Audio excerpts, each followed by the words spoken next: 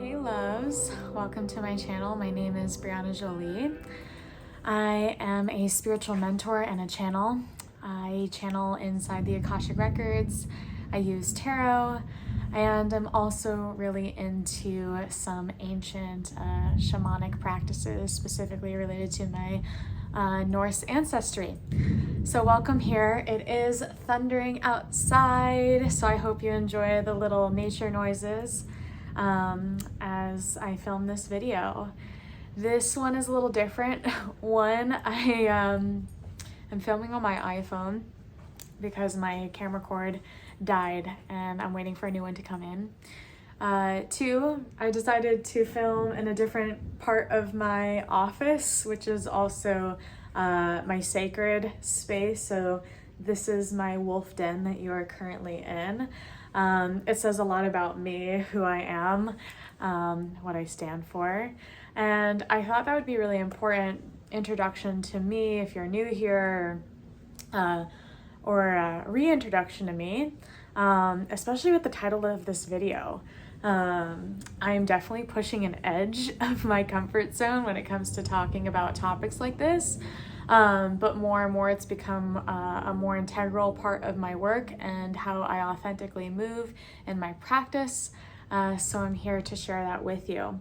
So as the title says, this is 3 ways New Age spirituality might cause a little bit of disharmony in your life, if that is a path that you've been on, have tried, or are currently on, and maybe you're not really aware, which is fine. That's cool. I spent a lot of time diving into a lot more of the trendy New Age spiritual stuff myself, which is why I'm here to authentically share about that experience and why I personally saw disharmony in myself, why I began to see some disharmony in other people, clients that came to me originally to work on grounding a little bit more in their spiritual practice, which is something I'm really good at. And the reason why I'm really good at is because I began to step away from more of the trendy spiritual stuff and started to balance and integrate more of the old ways into my practice, or just balancing ways in which that had more meaning, that weren't necessarily done just because they were trendy. So I want to talk about that. As you heard in the introduction, I'm talking about this video, and I'm here as someone who still reads tarot, who still reads the Akashic Records, and all these things which can be kind of put into the New Age category. And I'm here as a stand for that, for all those tools and modalities that changed my life.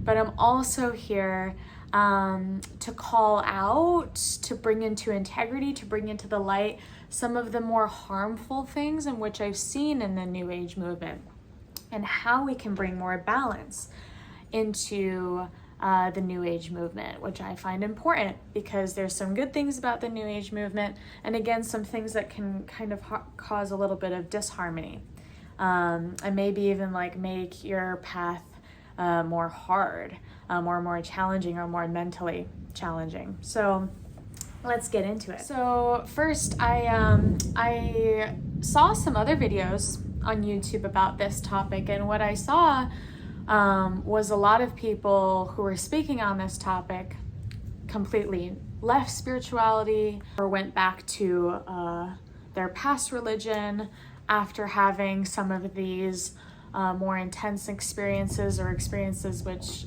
continue to create disharmony or hurt, or cause these people harm mentally. And again, why I felt particularly called to talk about this, because I have not left spirituality. Actually, spirituality continues to remain and will remain an integral part of my life, magic, and a lot of the tools that I use, which, like I mentioned, some can be considered New Age. So my being here is to bring more balance. And first, I just wanted to describe New Age spirituality a little bit. I want to describe it on like a global sense and kind of also describe it in the way that it has been used or slandered a bit. So New Age spirituality, yes, I'm looking at notes. I am not the best researcher, or I'm not as good as my partner who's really good at research, was designed and grew specifically in the Western world, and really boomed during the 70s.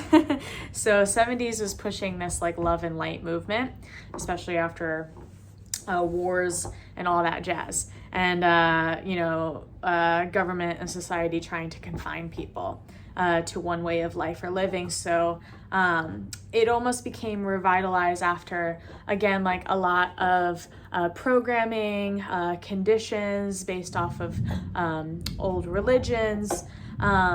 So it went into this direction, the New Age movement of self-healing and self-transformation, which at the beginning, that, and still why I think that's dope, is it puts power back into our own hands. It puts our life back into our own hands. It can support us in being more sovereign, feeling our own divinity, and so on and so forth. But what it kind of accidentally turned into, in some cases, not all, is it became, in some cases, a trend, which can be harmful because, like some of the other religions that created more conformity, they were followed because of a trend too, or what was popular, what wouldn't ostracize people. And there also tends to be a lack of substance because of this. When we take full control of our own healing and path, although it gives us a lot of power, if we are lacking the right guidance, tools, or resources, or reasoning why we're doing this, it does tend to lack substance and self-reflection. We're kind of just following blindly, or adopting practices blindly without really looking at why we're using them, or what the integrity is behind them, or what's the history behind them. If there is history, sometimes there's not. And again, as something that's new or trendy, that can be fun and exciting at the beginning, but we don't know the long-term effects of that, right? So I started to become more aware and more observant of how New Age spirituality in this context, where it's kind of, where in some cases it kind of goes, has caused a lot of disharmony or issues along people's paths. And how I started to recognize this was first from my partner, who is spiritual, but he doesn't practice any New Age spiritual modalities. He is actually Norse Pagan, which is a very old way of living life, of spiritual practice with a lot of history, quite literally the opposite of some of the New Age stuff, but again, at the core, the intention of just being a better human, of connecting to the soul, right? I mean, that's really what it's all about, but the way in which we do it is different. And again, he's nowhere near the spectrum of the New Age. These practices that he uses are very, very old, have thousands of years of intention, have been practiced, have been passed on from generation. So learning his perspective brought this into my awareness. After learning his perspective on it a little bit more, I then truly felt a calling to learn more about it for myself. It began to feel really good to invite in my ancestors, their wisdom, which has a little bit more history and substance behind it, and also I went a lot deeper into the shadow work, which I'll talk about later, and also shamanic work. So a few ways in which I began to tap into this for myself, to practice this for myself, of not just blindly following some of the new trendy ways, but bringing in some more of the old ways. And then my practice began to become balanced as I would say about like half of the modalities and tools I used were a little bit newer, and were a lot more self-guided, self-led, brought in my own kind of discernment to the table, and the others, practices passed down by elders, by different cultures, that had a lot of history, intention, and sacredness behind them. So I've been able to feel way more balanced in my own personal practice by doing that, and by doing that for the past 2 years now, which it always hasn't been. I did lean more towards only New Age beliefs and practices. So I'm going to talk about now the 3 observations that I've made when just looking at New Age spirituality and having that only be part of our path, how it can possibly cause disharmony. As you can tell, I'm using my words very carefully. Nothing here is fact. Take what resonates, leave what doesn't. This is purely my perspective and some of the perspectives of people that I've talked to, clients, my partner, and others in my community, and other really wise teachers and guides who also are spiritual teachers like myself and channels. So here are the 3 perspectives. Here are the 3 observations that I've made with their help as well. All right, so number 1, and this is disassociation with being a human and embracing our humanity. So this is one key observation that I've seen in New Age spirituality when it becomes more disembodied, is this disassociation with being a human, and accepting our flaws and accepting our shadow, which I actually find this to be very counterintuitive, because when we disassociate from our humanness, we're only creating more separation, which tends to be what is the focus of New Age spirituality, which is this harmonious relationship, all of this love, all of this light. But when we ignore these key aspects of the self, of the human, then we begin to cause more separation. Some of the ways in which I've seen this disassociation is working too far, too deep, without any rootedness in the self, the human, too far, too deep into the astral, just into the spiritual. So I also have to say I've been guilty of this before too, so no worries. But at a point in my spiritual practices, I was really into learning about the stars, learning about star seeds and all those things. Actually, I have a few videos here about them, and I keep them up because, again, I'm always here, and you'll see on my channel, it's very diverse. I don't just talk about one thing, I talk about a lot of things because, again, the key here is balance. But if that tends to be the only focus, this is just an example of understanding who we are as a starseed and what being a starseed is, and only identifying with being a starseed, we begin to lose our humanness. When we're only identifying with our self and the other reality of living and being an astral only being, we begin to disassociate with our humanness, which can cause problems.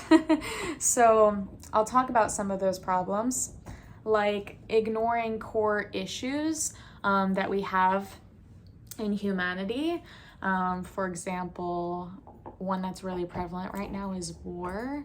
not accepting darkness, which is very much so alive within all of ourselves and in some parts of this world. Meaning if we continue to hear, feel, and only believe the reality that everything is pure love. Caveat to this, I embrace and fully accept love in the face of darkness. That is my awareness, where I bring in my self perspective and I choose to accept my humanness by embracing love in the midst of darkness, not saying that darkness is not here, does not exist, that only love prevails. So again, you can see this idea sprinkled out into a few spiritual beliefs or practices which tend to not invite in that belief of darkness being very much so present. And when I say darkness, I don't mean like spooky ooky entities, although that could be a thing. I'm simply just talking about the shadow, like the ego, like some of the rough stuff about being a human or living in this reality currently. And this can be kind of like bypassing our 3D world by only paying attention to the 5D. This could be really hopping on trendy attitudes and practices like manifestation, which tends to only focus on thinking or believing in purely a positive way, and bypassing or ignoring some of the negative thoughts that might come up throughout our day, which could cause some mental health problems. And that's very also different than choosing to think in a positive way in the midst of darkness, or choosing to think in a more optimistic way as we acknowledge and see the more negative aspects. There's a difference there, and I hope you can pick that up. So what I boil this down to is, when it comes to kind of bringing in these practices, or the practices that I've looked at that I've been able to kind of discern and see this, is, will this help me be a better human? Not just a soul, not just a starseed, not just a wolf, not just all these other things that, we can accept and be multidimensional beings, yes. But will this also help me be a better human? If it won't help me be a better human, it is, in my perspective, to let it be, let it go. And also with that question, will it feed my ego? If it's going to feed my ego, which loves clinging to one way of doing, which loves clinging to identities, what I am, where I'm from, then also I tend to leave it. So that's the one key thing that I recognize as disassociation with being a human, and all the things that come with that. All right, number 2 is having just an overall narrow perspective, or lack of perspective, lack of being able to look through the lens or the eyes of others, looking through the lens or eyes of animals, looking through the lens and eyes of nature, by only putting glasses or binoculars on our own perspective. That can be an issue when it comes to some of the more trendy New Age spirituality, because it is very focused on self, very focused on understanding the self, understanding the path of ourselves, understanding where we're going on our manifestations, our dreams, our journeys. Very narrow focused on our perspective, our reality, our healing, la-di-la-di-da. So this is where I like to bring in a little bit more balanced perspective to this, is instead of just focusing on the self, although that can be really supportive if, again, you haven't done that in your lifetime. I would actually say that would be really healing for you if you were only focused on others, focusing on yourself for a little while is really beneficial. But if that's our only focus and our only cause of action, then we will begin to develop a narrow perspective, which does not embrace your what your soul is really here to do, which is not just focus on yourself, which is to support humanity, which is to be of service. So what I've seen, some of the negative impacts of this, it neglects also the influence and importance of outside forces that are an important part of our path. So when we're only focusing on the self-sovereign path, I got this, I can do this, I can manifest this, I can create this reality if I, think this one way, or, just totally focus on myself and my dreams and my desires, then we begin to forget the really important perspective of our guides, of what our ancestors have to share with us. In some cases, what the universe may have planned to us in accordance to our fate and destiny. We can also lose the perspective of other cultures, other societies, our brothers, our sisters in our life, our communities, which you can understand that being extremely harmful as well. Because the truth is, we're not alone. When we think of this, all of us as one, we're all connected. Beautiful idea, but we can only be truly connected and supportive of each other and a part of this path together if we can also bring in the perspective of others, not just our own perspective as well. And another part of this, in which I've seen has drawn a lot of people out, is at first it can feel really exciting when you begin to meet other people on the New Age spiritual path, but it can also be very isolating and lonely at times too, because then we begin to feel unconnected to others based off of having a very narrow perspective. I actually have a really crazy example of this, which really scared me, was when this became one of my main focuses in spirituality, when this side of spirituality was my only path and radar. My friends who were also interested in spirituality, but were still a little new to the path, or still going through, or just were simply going through really challenging times in their life and didn't have a lot of tools to support them, whether that be just physical support, healing support, what have you. And they began to, come to me as a friend would and, ask for support or help. I noticed myself becoming less and less able to speak, less and less able to see their perspective, to then see their perspective and help them, give them words of encouragement or advice, because I was too narrowed in on my perspective, my path, my reality to my own healing, which you can see is super problematic. Because if we're not able to support each other through those difficult times, then we're missing out on a huge part of what being here all together is all about, and really embracing what oneness is, which is being able to see from others' perspectives. So that was something I changed, and I'm happy I did.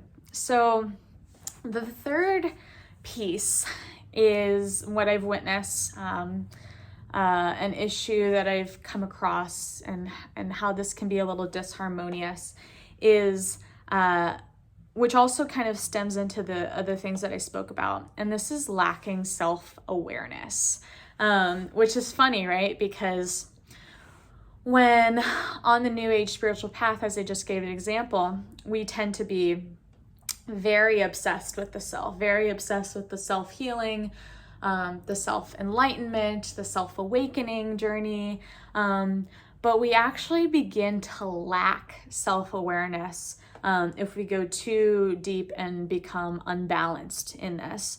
And that it happens because there is a lack of discernment for what is like really sacred. There's a lack of discernment for what actually does truly feel good for ourselves, and also what feels good for others. Like, is what I'm doing impacting others in a negative way, like in a truly negative way? Like, for an example, like for me, following my path and doing what's good and rad for me, like leaving my job isn't going to negatively impact others in the long term, right? Like me following my path and living my life and doing what's good for me, leaving my job, they're just going to need to replace that person. But not being able to support a friend in need, who's looking for a friend or a companion for support during a challenging time, that is not good. That is lacking what is really sacred to what we're doing. So the lacking self-awareness is what I began to learn and to understand. And the reason this is because a lot of these new age practices, we have to be aware that they have not been around for a long time, that they tend to lack a little bit of origin, history, or really have a grounded root or core to what they are and why they are. So the other thing with the issue of trends is we tend to follow these things blindly, without having that discernment in place, one, or two, lacking kind of that foundation for its origin and for the sacredness of it. So we tend to just approve things in our practice because they're spiritual and because they're trendy, instead of really connecting to the intention behind it. Is this really in resonance for me, for my human? Is this going to be supportive for me and for others, as I just talked about with the scenario? And also, even more importantly, is it inclusive? Especially, is it inclusive if we're choosing to also spread this knowledge? Like, if we're choosing to spread the trend, are we making sure that the trend is inclusive to all and not just to the white person, the white humans? Because if you really look deeper and become more self-aware about some of the practices you may or may not be using, if you don't know or can see kind of the other perspectives, you won't notice that not all of these practices are inclusive to all humans of different race or ethnicity. So I'll share an example with you of a practice that I currently use that is working to become more inclusive and more progressive of its inclusivity to the all. And that's tarot. Tarot is amazing because at its core, at its root, the cards actually do identify with universal themes, like human trials, like human challenges, human healing, human experiences of awakening. At its core, it does represent that. But when the first tarot deck came out, all of the images on every tarot card were representing of white people. So at its core and at its origin, can be very transformative and healing. But the first edition in which that is portrayed is not. And people of color, when looking at these images, might not feel included in that practice or an experience. But as tarot grew and as tarot has progressed, it only has brought more inclusivity into the practice. There have been tarot cards that includes way more diversified humans. There have been tarot cards created that purely show animal imagery, which of course is wildly inclusive, and the reason why I like to personally use only animal imagery cards in my tarot, and also that's just who I am as a person. I love animal medicine. But you can see how that's like just one example of how that practice has become more progressive, has worked to become more inclusive instead of ostracizing in nature other beings into the circle. But there are some practices that you may or may not be using that haven't progressed or continue to ostracize those individuals. So that's just something to be aware about, which possibly not a lot of people are, especially if they're only consumed in New Age spirituality without having checked in on some of these things, like myself have over the past 2 years, or like some of the people that I have met that I've chosen to bring more balance, bring in some more of these perspectives that I spoke about today into their journey, and either made changes about that or didn't, and just brought in the awareness part, which is really, really important. And that's why I'm making this video, is because if you do choose to bring in some other practices into your circle that aren't just New Age, or learn about other practices that aren't just New Age, or do some of your self-inquiry, self-awareness, self-connecting about some of your current practices that you're using that you may have adopted and didn't really spend enough time with understanding at its core, then I hope this video just purely brings you into more awareness of some of these examples. And again, not to shame you, not to do any of that. I've been there, and because I've been there, I felt it was even more important to share my experience, because it can be really, really helpful, especially if you really love this stuff and really see it as part of your life path.